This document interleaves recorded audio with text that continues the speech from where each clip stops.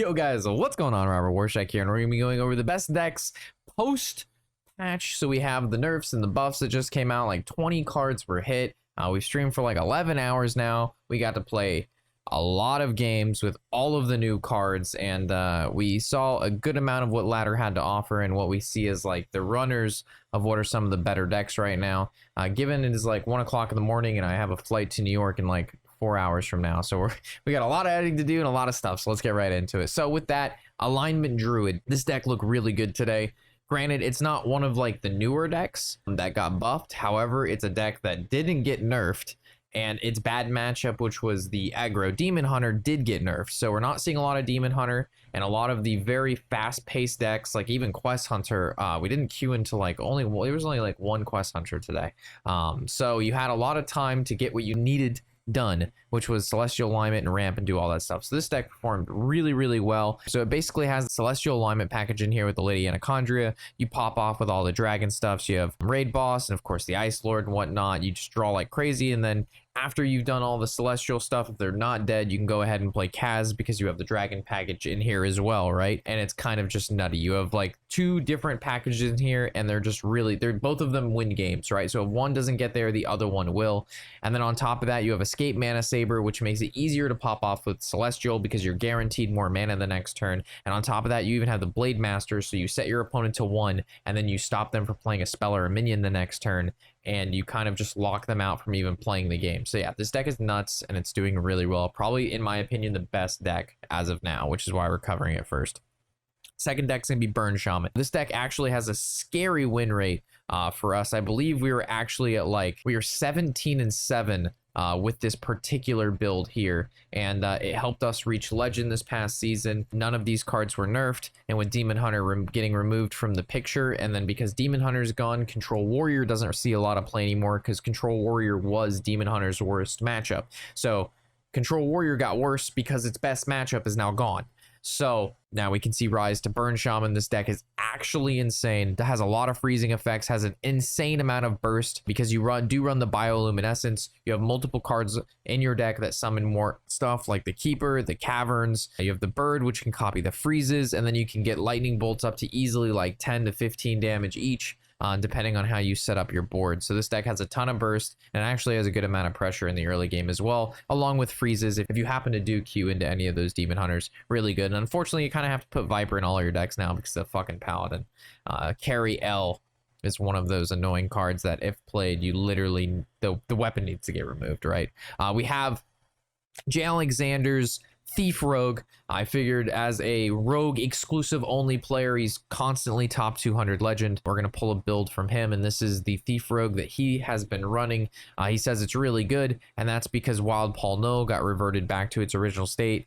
It was a 6 mana 3/5, and now it is a 5 mana 4/5. So now we're seeing people double null again on turn 2 and 3, which again, I think we could have buffed Thief Rogue in a different way besides Null, because Null is basically just a different kind of Drekthar. You're being able to play a massive amount of stats in the early stages of the game when your opponent can't get rid of it, and then they hit you in the face. I don't think Null should have been what's buffed. I like that they buffed the Tooth. I like that they buffed the other 4 mana card to a 4/4 instead of a 4/3, but I think we could have changed like Counterfeit Goods or even Test so they have like Rune of the Archmage, so they target your opponent's stuff if necessary and it's not random. I think that's what makes it bad. But anyway, Wild Paul No is really good again, and he's good because he basically scams your opponent out of a game, and this is the build. So yeah, Thief Rogue back in action, and this is looking like a pretty spicy build, and J. Alexander was really enjoying this. So yeah, if you like Thief Rogue, it's definitely back, and it's definitely very good.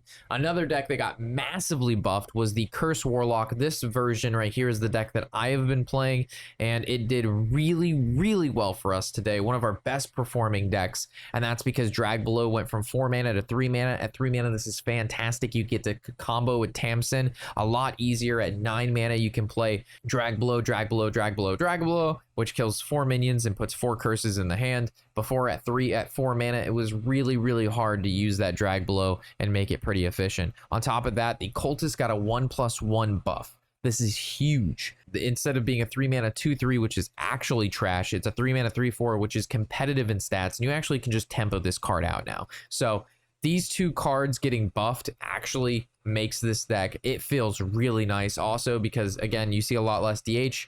Quest Hunter was impossible to beat with this deck. Like, you literally just help them get their quest done faster when you queue into Quest Hunter. So you're seeing a ton more Curse Lock now, and it's really good against a lot of the decks that people are currently playing. However, if you want to counter Curse Warlock, like an actual 5-head, you're going to play Quest Warlock. Because if you play Quest Warlock and your opponent plays the quests, your opponent's curses actually help you complete your quest faster, which we also have a deck on that. That we posted the other day, that we knew they were going to buff Curse Warlock, so then we built a Quest Warlock to counter the upcoming buffed curses. I know, that's this right there, baby.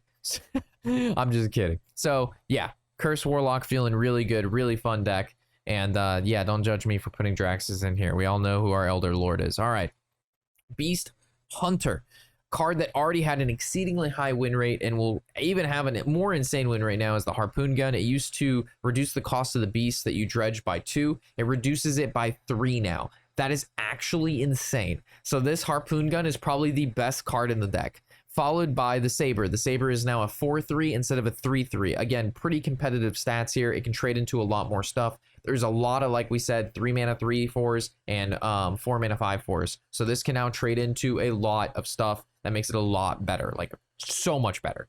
On top of that, we have Pet Collector being a 4-4 instead of a 3-3. This card was terrible at a 3-3, but you had to play it because, you know, it was just a good card in the deck. But now, again, a 5-mana 4/4, not super competitive in stats, but a lot better than a 3-3. So Beast Hunter got a lot better. Saw a lot of it on ladder today as a terrific deck as well. Also, being able to Terra Coil, going Revive Pet, and then summoning Mountain Bears and King Crush is always super exciting.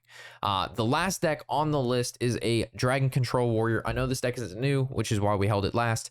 But for those of you who can't afford or don't have any of these other decks that we covered, who built Control Warrior because it was like one of the best decks prior, because the Demon Hunter being good, it's still a really good deck. Most of the decks that were already good prior to the nerfs and buffs are still good right now. People are just experimenting and trying new stuff. Keep in mind that the decks that were good before are literally still good now. I don't know why everybody, like the Burn Shaman and all the, like, these other decks, oh my god, it's just like the decks were still good before, just because, you know, the most popular streamers or whatever didn't happen to play them that day and make a YouTube video doesn't mean the decks don't exist. They're still there and they're still really good, and you can still do very well with them. So if you like the Control Warrior stuff, we have a nice Dragon Control Warrior here for you. It even runs Captain Galv because people don't expect this card, so they don't expect the burst. You drop a Captain Galv, you hit him in the face for like, what, 9 damage, and you have a ton of armor in the deck, so it's really, really easy to do.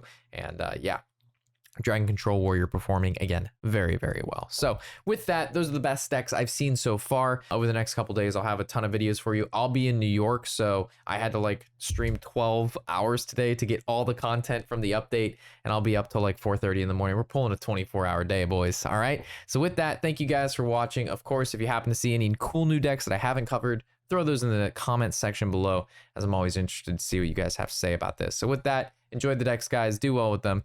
And I'll catch you in the next video. Of course, I'm Robert Warshack, and happy whatever the hell day it is.